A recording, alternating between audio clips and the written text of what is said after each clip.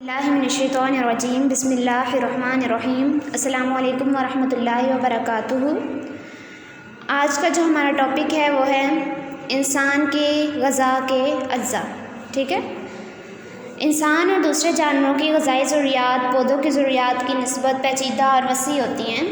दूसरे जानवरों की तरह इंसान जिन न्यूट्रिएंट्स को इस्तेमाल करता है उनमें carbohydrates, lipids, nucleic acids, proteins, minerals और विटामिन्स शामिल हैं। ठीक है, ये आपको जो है वो MCQs में भी आ सकता है कि किन न्यूट्रिएंट्स को इंसान जो है वो इस्तेमाल करते हैं। इन न्यूट्रिएंट्स के अलावा इनको पानी की भी ज़रूरत होती है। ठीक है, सबसे पहले हम पढ़ेंगे कि कार्बोहाइड्रेट्स क्या हैं। कार्बोहाइड्रेट्स तमाम जानवरों के लिए कार्बोहाइड्रेट्स एनर्जी के बुनियादी ज़राए हैं। ठीक है, बेसिक सोर्स है ये एनर्जी का कार्बोहाइड्रेट। हर जानवर रोज़ाना जितनी कैलोरीज इस्तेमाल करता है उनकी आधी से 2/3 तादाद कार्बोहाइड्रेट्स होती है। यानी कि हम जो खुराक खाते हैं, ठीक है, उसमें उसने कहा कि जितनी भी यानी कैलोरीज़ हम इस्तेमाल करते हैं उसमें से 2/3 जो तादाद है वो कार्बोहाइड्रेट से आती है। ग्लूकोज़ वो कार्बोहाइड्रेट है जो एनर्जी के लिए सबसे ज़्यादा इस्तेमाल होता है। ठीक है, ये भी इम्पोर्टेंट लाइन है।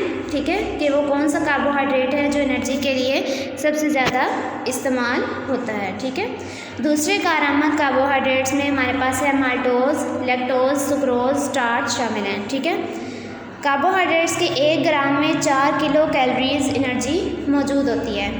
ठीक है, और इंसान कार्बोहाइड्रेट्स को जिस खुराक से हासिल करता है उसमें क्या होते हैं, रोटी है, सवैयाँ वगैरह के लिए तैयार करदा आटा, फलियाँ, आलू, भूसी और चावल शामिल हैं। ठीक है, यानी इन चीज़ों को अगर हम दिन में खाते हैं तो इनमें यानी अगर आप रोटी खा रहे हैं, ठीक है, तो उसमें हमारी रोटी में जितनी भी कैलोरीज है उसमें से 2/3 हिस्सा जो है वो कार्बोहाइड्रेट का होगा।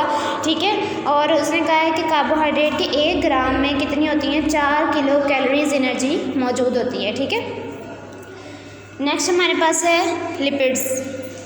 खुराक में शामिल लिपिड्स ग्लिसरॉल के साथ जुड़े फैटी एसिड्स पर मुश्तमिल होते हैं।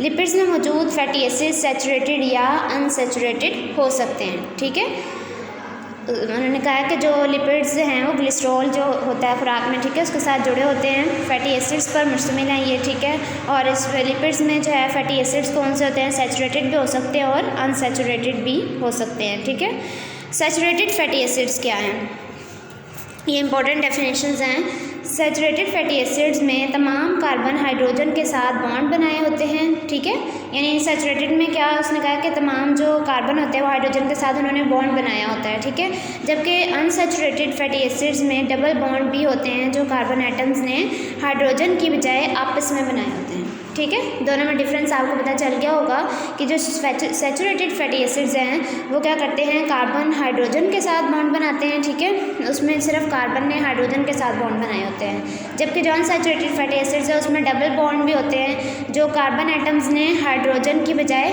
आपस में बनाए होते हैं। ठीक है, कार्बन ने कार्बन के साथ बनाया होता है, ठीक है, हाइड्रोजन के बजाय उन्होंने आपस में बनाए होते हैं।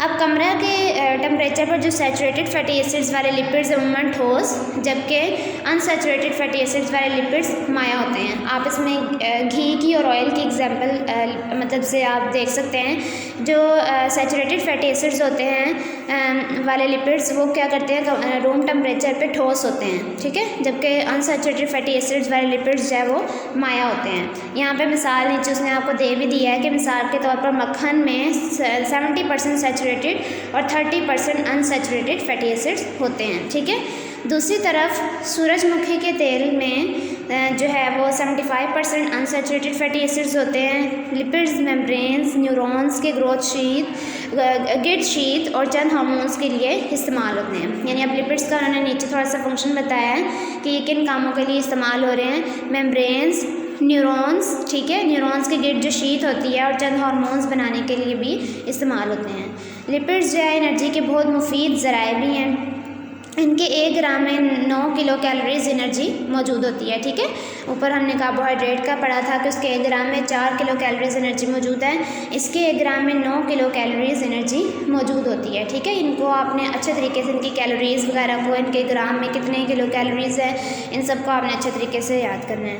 लिपिड्स के अहम ज़राए में हमारे पास क्या क्या है, दूध है, मक्खन, पनीर, अंडे, गोश्त, मछली, सरसों के बीज, कोकोनट और खुश्क फल शामिल हैं। ठीक है, यहाँ पर जो यहाँ पर बॉक्स में आपको दिया हुआ है कि एनर्जी के सबसे आम ज़राए कार्बोहाइड्रेट्स हैं, प्रोटीन्स और लिपिड्स जिस्म के अहम तामीराती अज्जा हैं, लेकिन ये भी एनर्जी के लिए इस्तेमाल हो सकते हैं। ठीक है, सैचुरेटेड फैटी एसिड जिस्म में कोलेस्ट्रॉल बढ़ जाने का बायस हैं और कोलेस्ट्रॉल का ज़्यादा हो जाना आर्टरीज़ में रुकावट डालता है। यानी कि अगर हम मक्खन है या हम घी अगर खाते हैं तो ये क्या होते हैं कि ये सैचुरेटेड फैटी एसिड्स हैं, तो इसलिए ये क्या करते हैं कि हमारे जो क्या उसे कहते हैं आर्टरीज़ वगैरह होती हैं वहाँ पर जाकर ये जो है वो जम जाते हैं या कोलेस्ट्रॉल लेवल को बढ़ा देते हैं, जिसकी वजह से आर्टरीज़ में रुकावट आ जाती है और दिल की बीमारियों का ये बायस बनते हैं। उम्मीद करती हूँ कि आज का लेसन आपको अच्छे तरीके से समझ में आ गया होगा। ठीक है, थैंक यू।